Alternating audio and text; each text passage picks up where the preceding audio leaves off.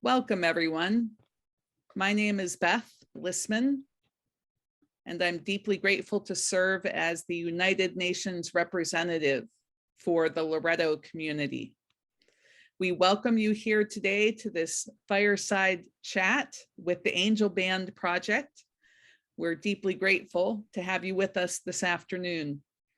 I'd like to bring you greetings from the historic land of the Lenape peoples, otherwise known as Queens, New York, where I'm currently located. If you would like to introduce yourself, please feel free to put your name and your location, and if you wish, your gender pronouns into the chat so that people will know who we are and where we're from. I'd also like to thank our co-sponsor in our virtual exhibit booth, which is happening as part of the non-governmental organization forum of the United Nations Commission on the Status of Women meetings that wrap up tomorrow. They've been going on for a week and a half already. And our co-sponsor is JCOR, Justice Coalition of Religious, a group based here in New York City as well, but with a global reach. Thank you again, JCOR, for this co-sponsorship. The theme this year for the Commission on the Status of Women, the priority theme, is the empowerment of women and girls in the context of the climate crisis, with a focus on policy and risk reduction. And as we've seen, in times of crisis, whether it be the recent COVID-19 pandemic or the ongoing climate crisis, oftentimes women and girls are affected first and worst.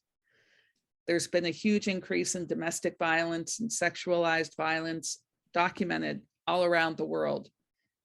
I can get you UNICEF statistics if you're someone who really enjoys looking at the data. But it's something we know both formally, according to the data, as well as informally. And so organizations like the Angel Band Project are necessary now more than ever. And if I could have the next slide, I'd be happy to read the mission statement of the Angel Band Project, because we're so grateful to have this wonderful example of Loretto values in action.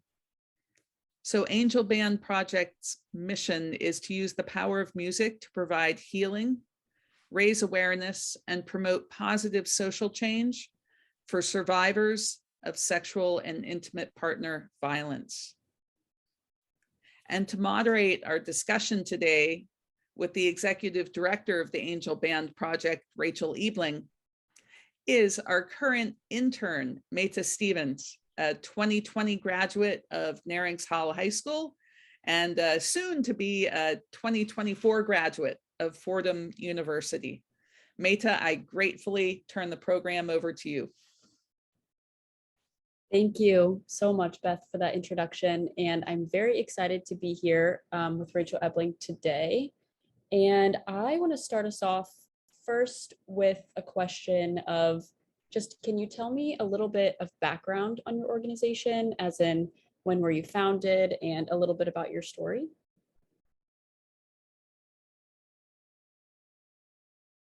Oh, I think you're muted. Too many buttons to press. So thank you so much for being here today, everyone. And I do look forward to this fireside chat. I'm literally sitting next to my fireplace. So I'm fully with the theme, and I want this to be conversational. So if there are any questions, please do feel free to reach out in the chat. So the beginning of the Angel Band Project really stemmed from, for me, a lifelong friendship that I had growing up in St. Louis, Missouri. This picture here is a picture of me on the far left, my friend Teresa Butts in the middle, and our other friend Jean Hegley. We met on the first day of kindergarten way back when at a small Catholic school here in St. Louis called St. Stephen Protomartyr. And this friendship really blossomed into more of a sisterhood. I knew these girls all through grade school, and then high school we kind of briefly separated. Jean and I both attended Narings Hall High School, just like Maida did, an all girls Catholic Loretto school here in St. Louis. And Teresa actually went to Bishop DeBerg High School. She was one of 11 children. They had a big, big family. And like many of her siblings, she followed suit and went to Bishop DeBerg for her high school. But after high school, you know, our lives moved on, but we were always there for one another, attended each other's weddings, birthdays, baptisms, births, divorces in some cases. You know, truly, we were just there for each other in every time and in every place that we needed to be as friends.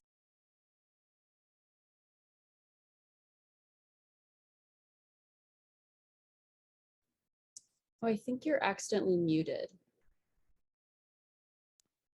I'm sorry, it keeps doing that when I advance the slide. So I'll try to really be careful of what I'm doing.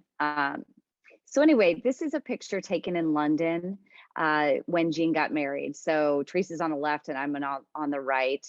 And I think this was just the beginning of what we thought was going to be our next decade of friendship and learning about each other's lives as we all grew up.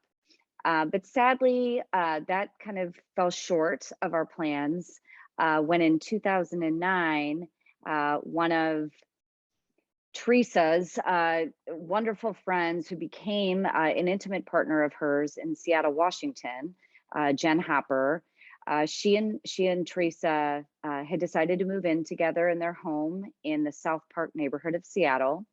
And on the evening of July 19th of 2009, these women were brutally attacked in their home by a mentally ill and transient stranger who proceeded to rape and stab both of these women repeatedly. Teresa actually lost her life in an attempt to fight back, and Jen narrowly survived the attack. So this created a complete devastation for those who knew and loved both of these women.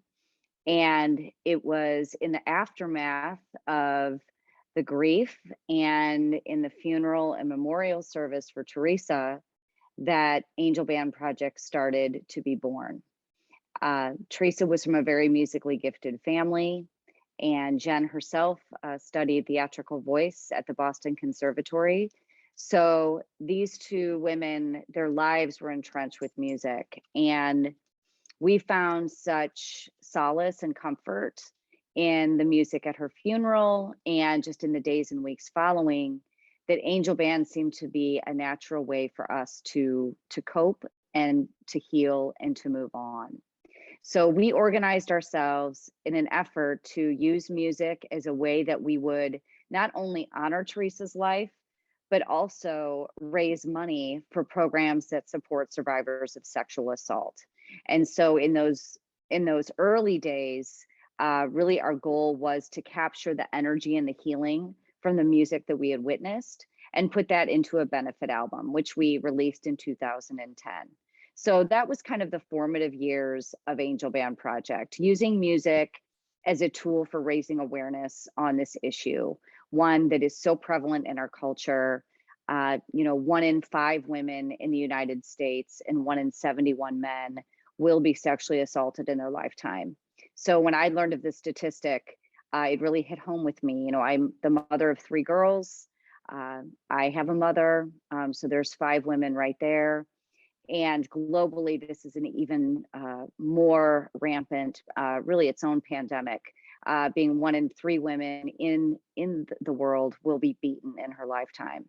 So we have a lot of work to do, and we're using music and music therapy as a way to help those who have been impacted by this trauma. And I'm going to show you a video. This was created actually at the beginning stages of the Angel Band Project, which really sums up the early days of the founding of our organization. So here you go.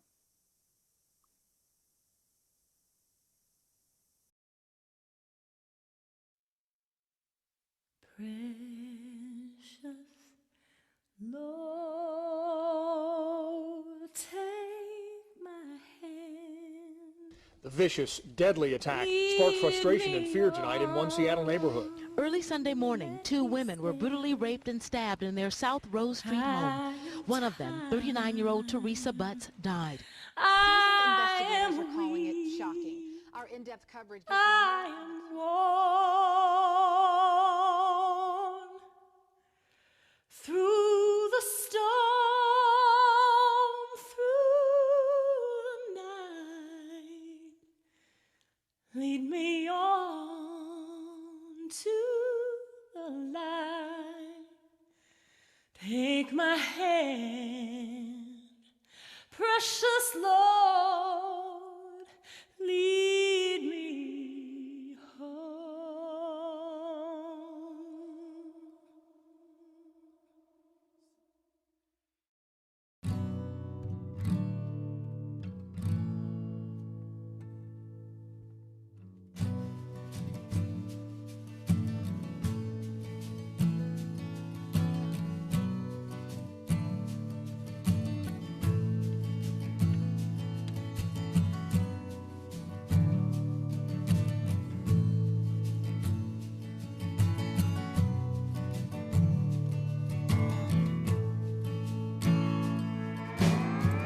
Checking through the tunnel to the other side. She's taking everything she needs except for her pride, which is no good. If you wanna be a friend, don't go and hide. Come along, oh, side by side. I can make you happy, make your dreams come true. No, there's nothing that I wouldn't do. I'd go to the ends of the earth for you, to make you feel my love.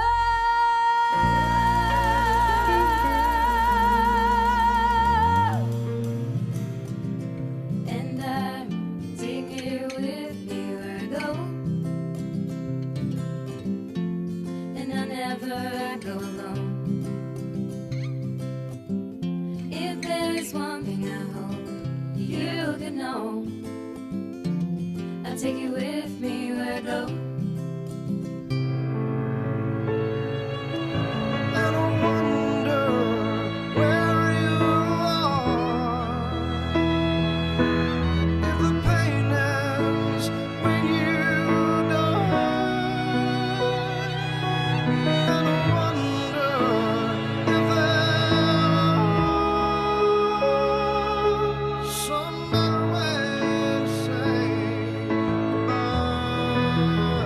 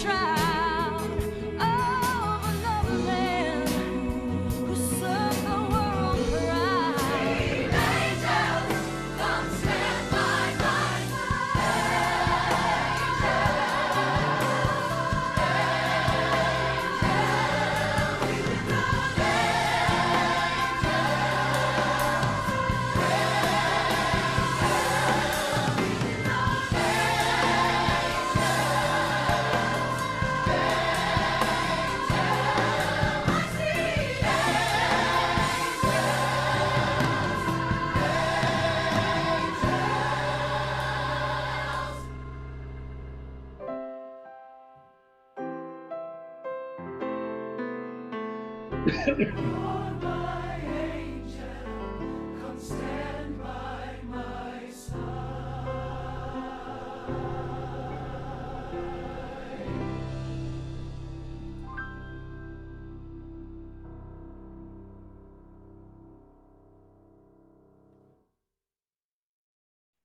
Thank you for sharing this incredibly moving story and also the foundations of your organization.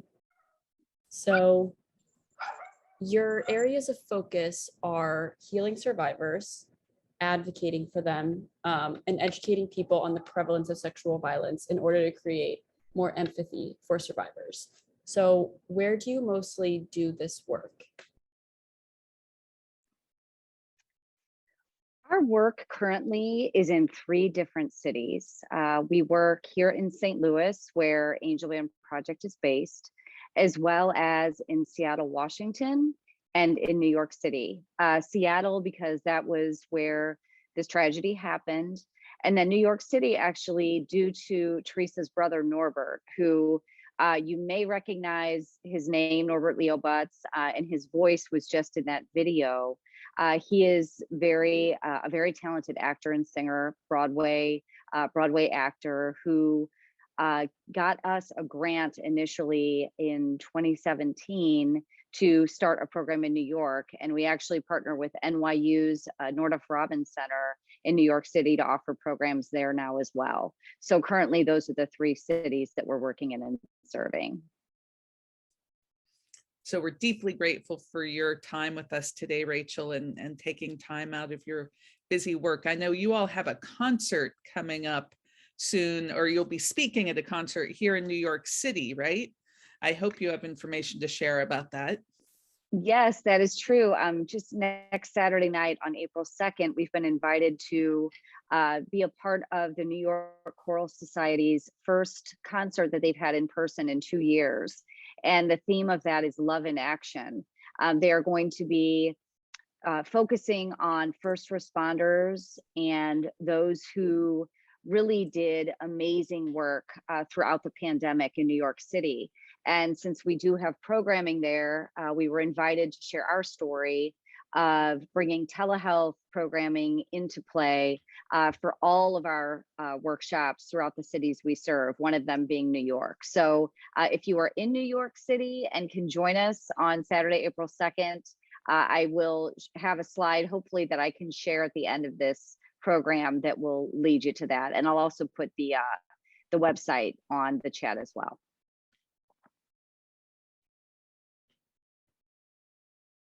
Perfect. So if everyone can see the slides okay. We were talking about, the locations that Angel Band does their work in St. Louis, Seattle, and New York City.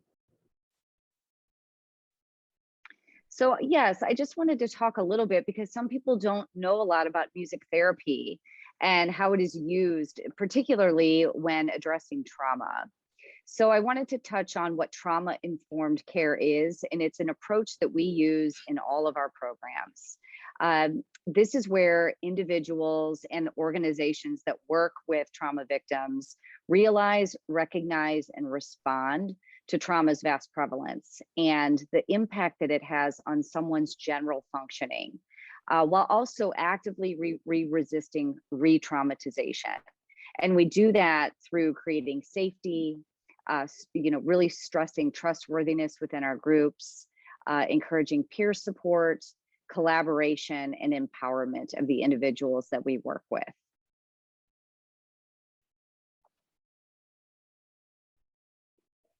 And our goals and objectives in any of the music therapy workshops that we run are first and foremost to decrease symptoms of trauma and PTSD, to also increase self-expression. Music and music making can be a wonderful way to get someone to express something that is really hard to talk about. We know that intimate partner violence and sexual assault can be really hard to share and to put into words. And sometimes just making music and being present with music can create a bridge to being able to talk about something that is so personal. Also, we strive to increase awareness of ways that we can use music intentionally for self-regulation and for just general coping skills. There are lots of ways, music meditation, ways that music can help us decrease our heart rate, slow down the central nervous system. There are a lot of things that we can learn and educate people on during these workshops. Also, to explore creative means to expressing trauma and to incorporate mindfulness into the healing process and in our daily lives that will really facilitate in the expression of trauma. And lastly, to establish trust and connection in a small group setting. This is really important because a lot of the clients that we serve really find a hard time finding people to trust because their stories are so personal. And many times there's shame and guilt that are interwoven with just even being a victim of this kind of assault or abuse. So being able to have a very intimate group in which trust and connection is established can really promote healing so much quicker than trying to do it on one's own.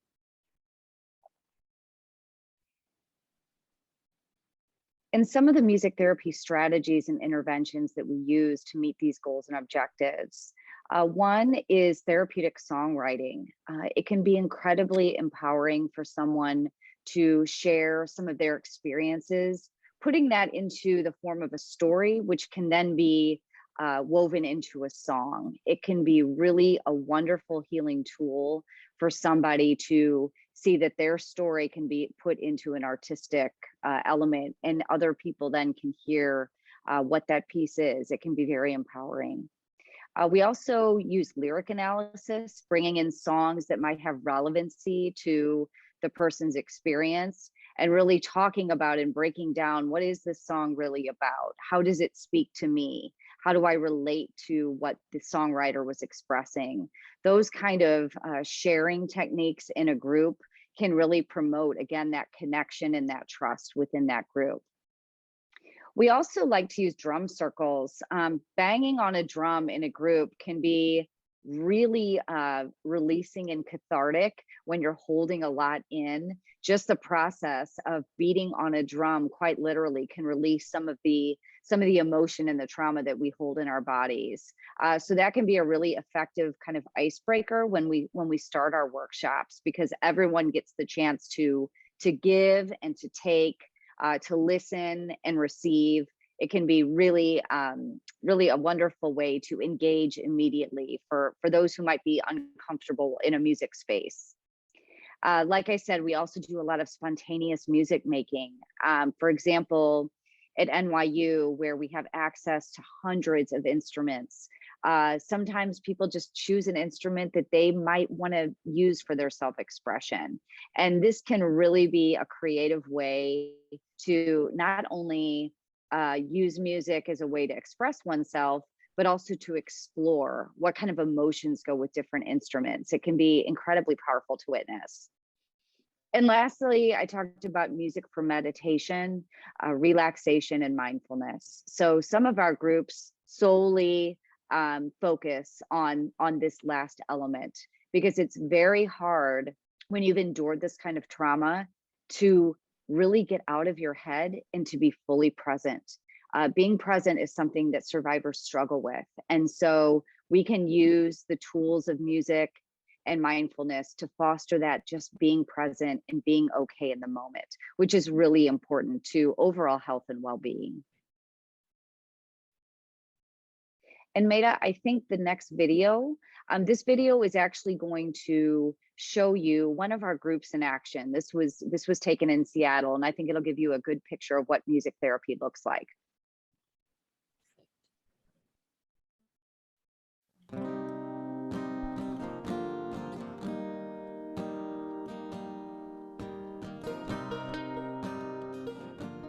I had never understood the connection between music and being witnessed, and how important it is to feel like you're known after trauma, and specifically after sexual violence, you feel like you are in a vacuum, like it's just you. Even though you know other people experience it, you feel so alone in it. Let's take a minute just to kind of look at the instruments and see which one you're drawn to. I think music therapy is an excellent tool for working with people who've experienced trauma, domestic violence, because it allows you to be part of a group and feel hopefully nurtured and safe without having to divulge a lot of personal information right off the bat. And I immediately could feel what it would be like to express that pain and express that sadness or fear or whatever's going on with you at that particular moment in a session, and have other people just be able to nod their head and go, yes, I get it. I didn't even know what my feelings were. I didn't have words for it. But as we went through the therapy, I was able to connect like how I was actually feeling and verbalize it. Yeah, it was really important. In music, we can create experiences that can create another way of just being with somebody, being seen and being heard. So it's a wonderful tool for building a relationship and to begin some self-exploration for healing. If I hadn't had this experience, I would still be unable to get in touch with my emotions. I'm sure that I wouldn't have been able to get the career I have now. I wouldn't be able to feel happy. I would still feel very depressed and suicidal because I struggled with that for many, many years. You can almost see their body change from really closed to opening. You can see their affect change from flat or depressed or anxious to more open, more joyful, more curious. Pasé muchas cosas en mi vida y la música, las palabras se identificaban mucho con lo que yo pasé antes, porque tiene poder la música, a pesar de que no hablo el idioma bien, pues siento esa conexión con, o sea, una energía que siento, entonces me ayuda. Yo me sentí relajada, me sentí como que pude sacar lo que yo tenía dentro de mí al poder compartir en el grupo con todos. Me sentí bien. Her face would just light up every time. She's so joyful. She's like, this is how I want to feel. And I think when you have an experience of what that feels like, then you can recreate it. You can look for it in other areas of your life once you know what that feels like. I'm a persistent woman and I'm driven to win, driven to win, driven to win.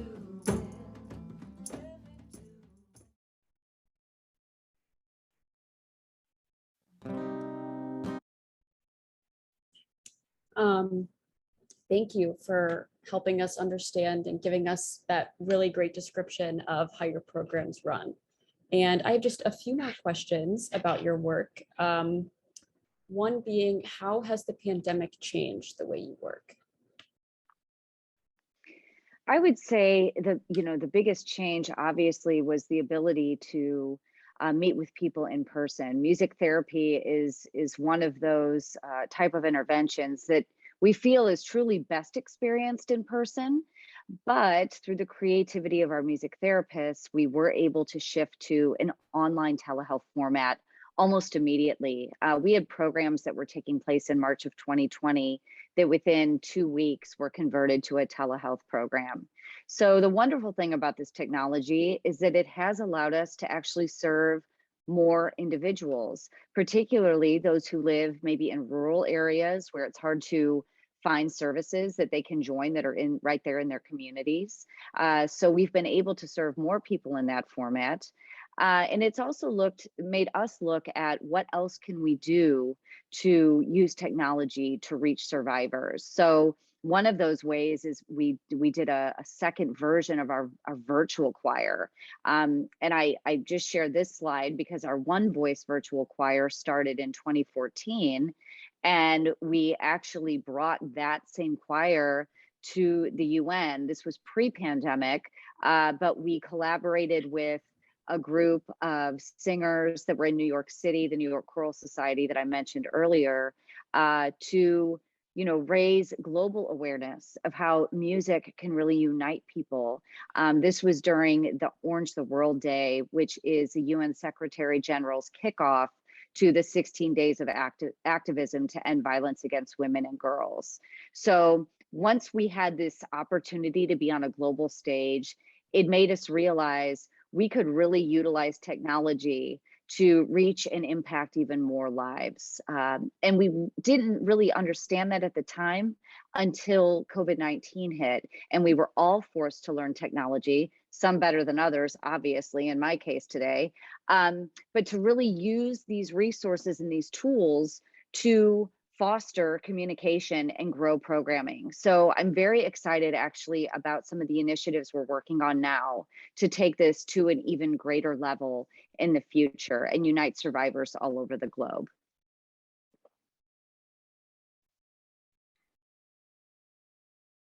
So thank you. Is there anything in particular that you see for the future or goals you have in mind? Yes, I would say, the future goals at hand right now are, like I said, expanding that virtual choir, also getting back to in-person workshops. Some of our cities are slowly opening up again in the agencies that we work with. So that is one of our goals this year, is to safely create spaces where we can get together and do more music therapy in person. We also look to grow our programs in other cities as resources become available, and music therapists who go through trauma-informed training can, lead our programming.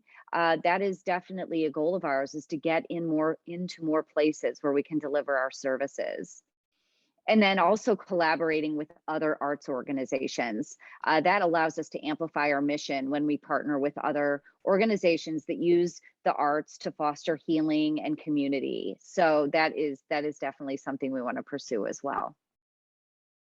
Great. It sounds like there's many things in the works, hopefully, for when we become a more in-person world. So now I'd like to ask you a few questions relating to your personal background. So you were educated at Nerinx Hall in St. Louis, a Sisters of Loretto all-girls Catholic high school.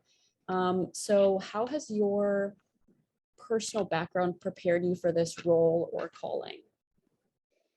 Yeah, it's so nice to reflect on the way that you were raised and what you learned along the way.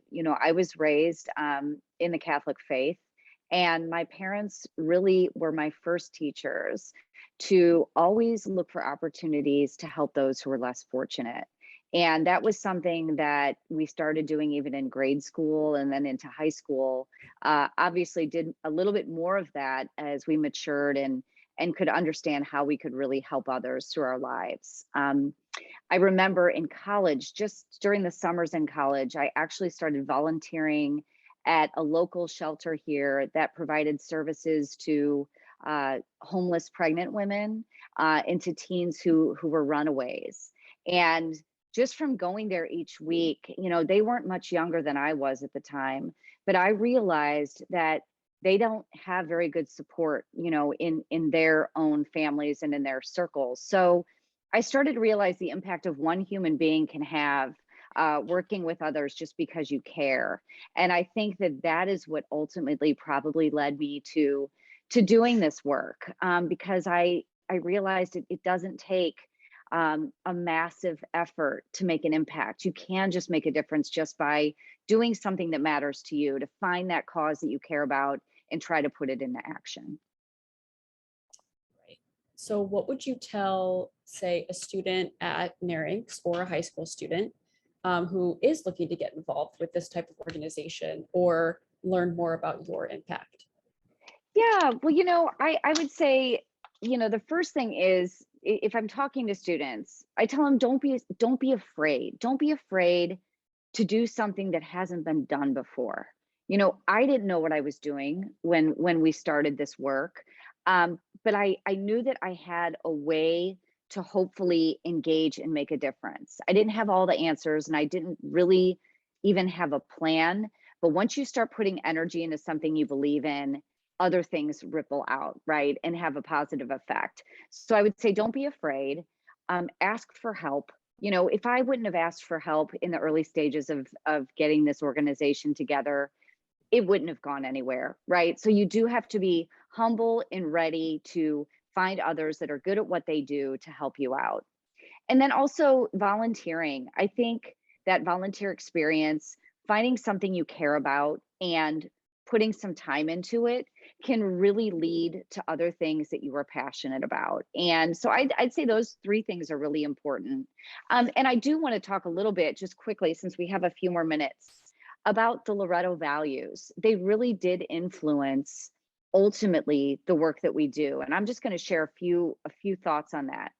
I did touch on faith already. Faith was a big part of my personal upbringing, but I will say that prayer really, really was at the forefront of the first days of the start of Angel Band Project. Not only praying for answers and understanding and solace in the grief of losing a friend, but also just faith and prayer that things were going to turn around, that we would find hope, that we would get through the grief, and a prayer that we could start an organization that would ultimately hopefully help other people heal. So faith was definitely at the center of that. Community is huge to Angel Band Project, and the Narings community came through in those first few years so big. I cannot thank Narings enough for giving us opportunities to speak to students at the school. They actually had students do a fundraiser through Shout Week, which is an annual fundraising activity that raised over $20,000 for our organization. And that was just a couple years in. So Narings was there.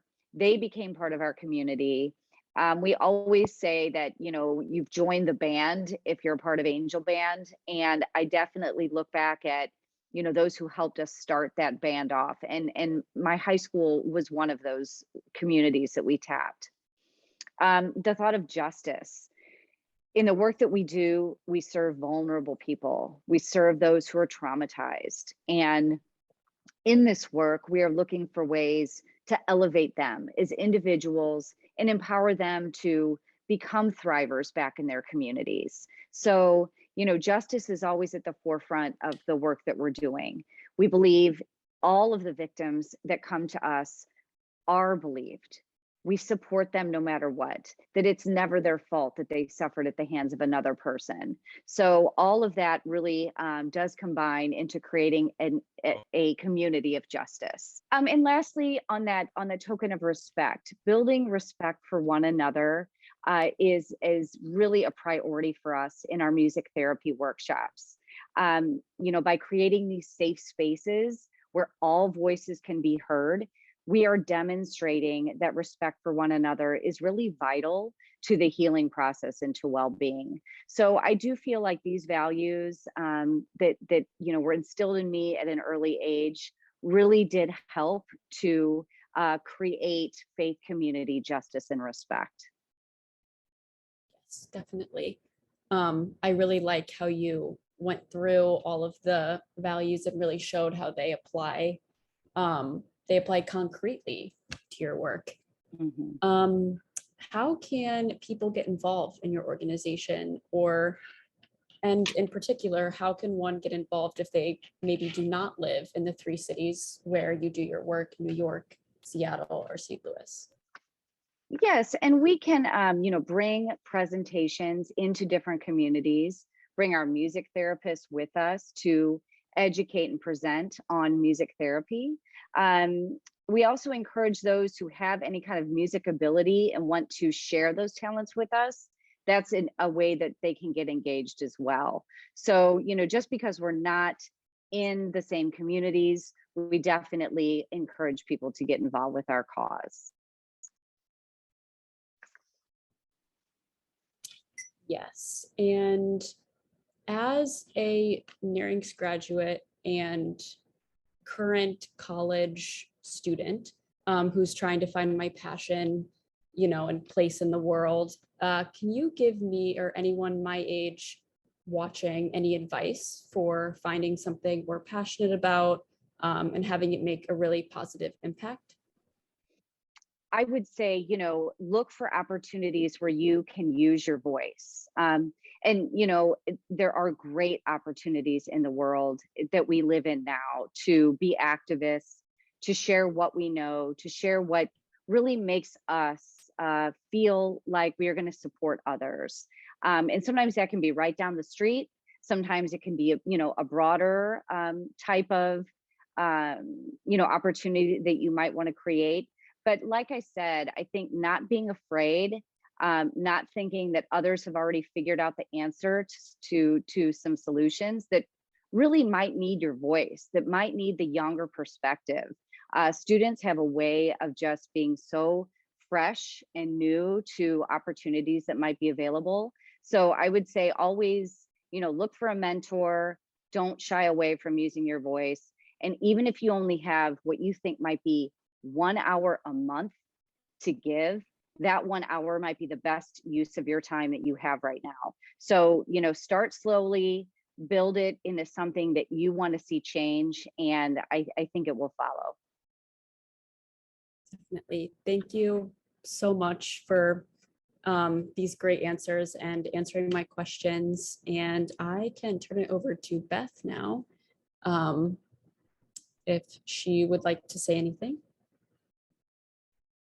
Great, thank you so much, Meta. I'm actually going to put us onto gallery view because now, thankfully, we have some time left at the end of the hour for question and answer. So we would invite you at this point to please put your video on if you can, if you have the bandwidth. That will also help. I believe everyone who's in the meeting now are people who have actually signed up. My deepest apologies that we had a few interlopers there, but I got to play bouncer. Hey, and that was fun. It's one of my gifts. So we would invite anyone who might wish to ask questions to either type them into the chat or go ahead and raise your real hand if you want to on video, or your virtual hand, and we will be happy to call upon you. So we'll open it up at this point for Q&A. Yes, Susanna. What city do you think you would like to go to next? You have like 3 places where you're working from. Where do you think you would move to next? That's a great question. A lot of where we would potentially go is based on music therapists that we have a relationship with in different cities. So for example, one of our wonderful music therapists moved to Florida a couple years ago, and we've been in talks about how we could start an angel band program there. We also have another music therapist in the Denver, Fort Collins area, and we've been looking at that as an opportunity. It really helps to first find the therapists that have the experience working with the population we serve, because it is definitely an advanced training, either master's level or PhD therapists that we hire for our programs. So it really is linked to finding the appropriate therapists that can deliver the services.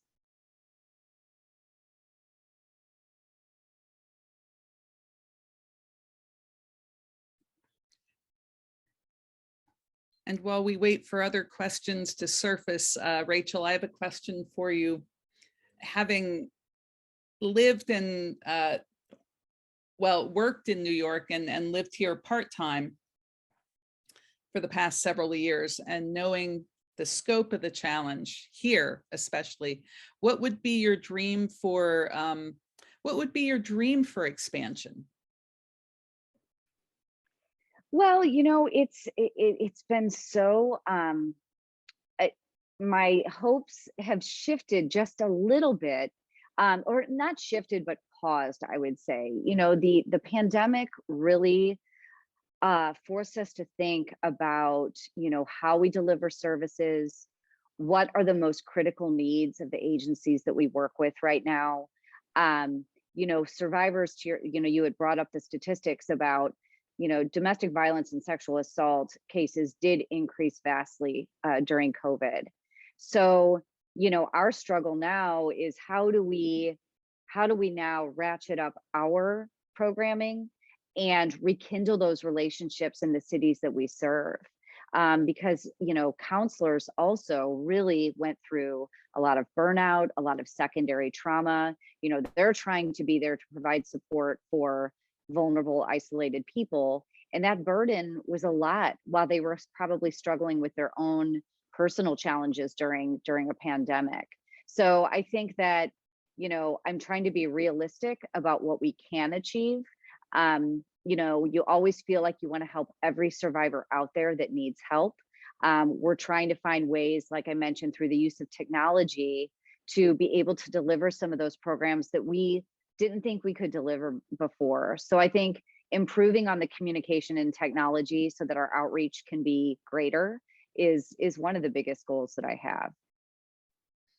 Wonderful. And I see a hand up with Teresa Blumenstein. Over to you, my friend. Thanks. Rachel, I have for last, I guess, a little over a year, been leading a group in the practice and exploration of eco-spirituality. And we recently came to this need for a series of discussions on the theme of kind of processing our experience of grief and sorrow in relation to kind of the environmental devastation that we see around us. And I was wondering, I imagine you see your own work as very much having to do with being able to process and hold grief in a healthy way. And I wondered how you see the difference between processing the specific grief of being a survivor of sexual assault as different from other forms of grief. How is there a difference in the way that you handle it in your work? It's so intriguing. I love the work that you're doing, and processing grief together collectively can be incredibly healing, as I'm sure you've experienced with your groups. What makes ours different is because of the shared experience of intimate partner violence or sexual trauma. Our programs right now are very specific to that population because we are building in goals and objectives to really help someone, go from victim to survivor to thriver. So it's a very strategic way that we craft the programs that we run, specific to healing from those types of trauma. I don't see why, music therapy itself couldn't be utilized in the types of groups that you're running. I can completely see why it would be a very valid intervention to use, because I think music, when used intentionally, can really hit some of our deepest emotions, right? I think personally of when I attend a funeral, something that's very full of emotional grief, that the songs that are shared during that experience really unlock some of those places that we might not even really realize we're feeling. So I think that there would be room for exploration for you to look into how you could use music and music therapy to address, this very, very specific type of grief. Music therapists work in hospice a lot, and that's another kind of stage of grief that is explored and helped through music therapy. So I see a lot of tangential ways that this could be used for the work that you're doing.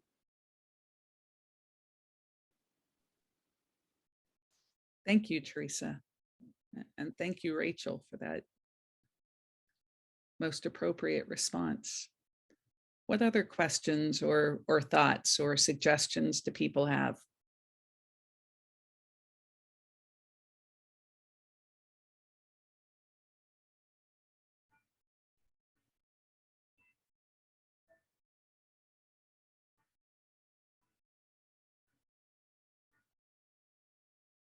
Well, I just want to finish up by saying that I'm really grateful for this opportunity. And while I don't know everyone who is chosen to take part and share this hour with us, I do hope that if nothing else, you leave with an understanding of how music therapy is helping a very vulnerable population, as well as weaving what you know and what you live in your day-to-day life, how that can really impact work that can be done. I didn't intentionally know that I was going to be leading a nonprofit organization to help survivors of sexual assault. I really didn't see that coming in my life. But when a tragedy occurred, it was the response to that tragedy. So, I think we always just have to keep our minds open and know that if something happens, just listen to that inner voice. Because at the end of the day, that's kind of all we have. And that was what, Jean and I, my best friend, Jean and I set out to do when Teresa died. It was nothing more than two friends caring about another friend and the person that she loved and left in this world. And that, from that, thought that we had, has gone on to help hundreds of other survivors in ways we might not ever realize truly. So I just want to leave you with that. I think there's so many incredible approaches to solving problems and to helping human beings know that they are cared for and loved and supported. And so I just, hope that it might inspire you to continue the work that you do and the lives you lead, because there's a lot of good that can be done from just, a good intention that starts as a good intention. So thank you, Beth, for giving us this opportunity to present today during this fireside chat. And Maida, it is just so nice to be seeing you again and working in this shared space. I've known you for a long time and didn't anticipate that this opportunity would have come up. So I'm grateful for that as well. So thank you all. Thank you so much, Rachel. And thank you, Maida, for being our moderator. And thanks to Teresa and JCOR for being our co-sponsors today. We are just so grateful to have this opportunity. We did record today's session. We will try and post that on our social media for Loretto at the UN. So please feel free to follow us that way. And we'll just end in gratitude. Thank you, everyone, for your time.